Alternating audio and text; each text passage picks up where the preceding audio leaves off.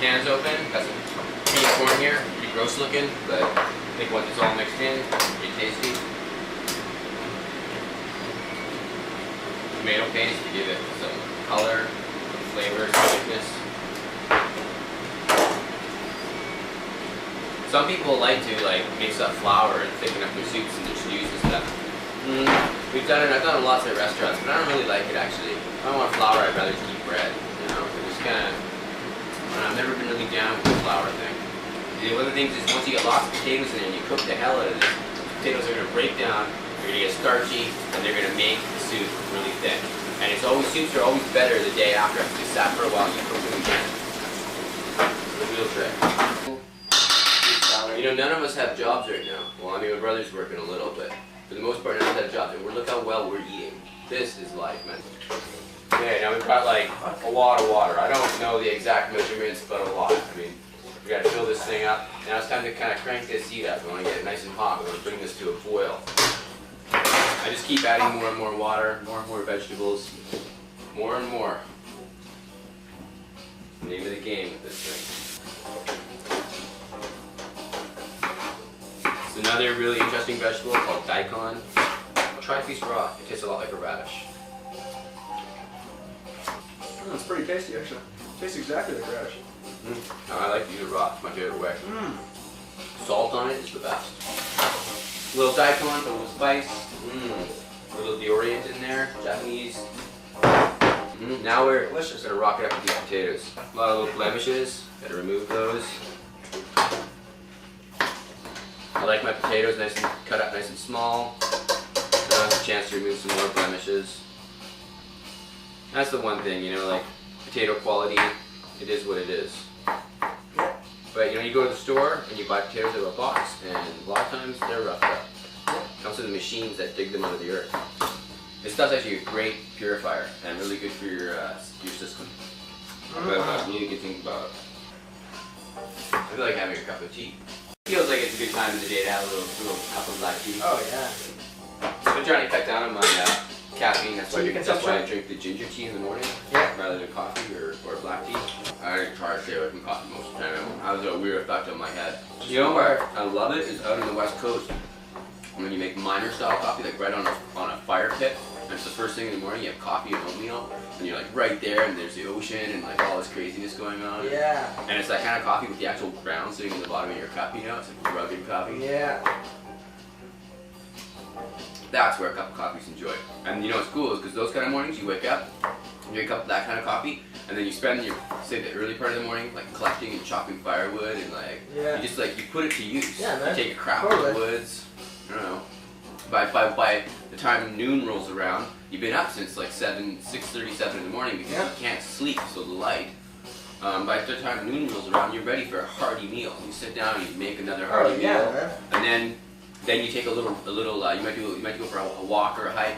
You take a little siesta in the afternoon, kind of recuperate, and then you prep for dinner. And that's the beauty of it. Life, you live from meal to meal. That's the way humans are. It's a great experience. It's simple.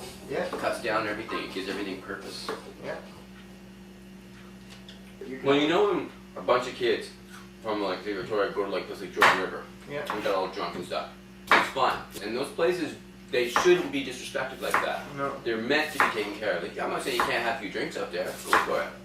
But it's all in your attitude. Yeah, you don't throw garbage around. You don't fucking cook hot dogs and squirt mustard everywhere and act like an idiot. I'm a city person. I totally am a city person. There's dirt and mess all around me. I like the city, bright lights, everything. But when I go out to the woods in a place like that, I was raised out there. I respect it. It's beautiful. It's a beautiful place. And every individual always counts. Yeah. Every little action you do. And that's what happens is, one out of every 3 people will clean up your garbage and be like, what an idiot, who did this? The other 2 people will add to your garbage because humans are like that. We follow each other's leads. Yeah, totally. We set an example. I don't even litter in the city. The only thing I ever do, sometimes I spit my gum out on the ground. But I spit it on the road and it gets run into the cement and I don't feel too bad about it. But most of my garbage, I always make sure it gets into a can. Because I even like my city here. I want it to be clean, as clean as possible. Yeah. But Jordan River is still a beautiful place though. But a lot of people leave a big mess there all the time. And it's that attitude though. The attitude of I mean, they built Jordan River so that people will do that there, so that it's kept somewhere. But they also took Sombrio Beach away from the people who just wanted to hang out there. And that's shit. It was a crying shame, man. Yeah, Those people even said, build the trail, we'll be host to the people who come through. Yeah. And that one family in particular, Nobody Johnsons, even it uses was that. so, no one fucking uses it. And it was all political, it was all a political thing. There was a workfare thing. All the people that helped build that trail were all welfare, people on welfare. They did that all, it was an NDP, like, we'll make jobs happen deal. You know, so politics make me sick. Take a boat and go to an island or something, man. Or just drive a car along a road, park on our side. If you see a stream somewhere, just get out of your car and walk over there and like put your feet in the stream and just check around. Yeah, man. See all the stuff that's like, you know. Walk off the beaten path, man. It's Shrek. Take your clothes off, get nude, Hell feel yeah. the sun on you, sit on a hot rock. You know, imagine hanging out in a plastic shack, with your camera. Making another cooking show of cooking on the beach, shack style, cooking shack style. You know how cool that would be? This is one of those weird mixes I made where like it's kind of it like picks up and then it like goes down again. It's got that constant keyboard. I keep bringing that back. That keyboard thing is actually I use the levels and then I just keep bringing back this one keyboard part and playing it over and over again. This is going to be a nice suit. Oh yeah. And we could always, if we want, we could always throw a little bit of rice in there too. Yeah. Rice kernels. And that keyboard's still going with it. That's coming in off that other record. I love that keyboard. I love these kind of mixes where like you see how it was like totally rocking and it just kind of drops and becomes this. Yeah. There's a lot of weird rotten shit in this. Yeah, you gotta really, that's food bank style. They're always like that. But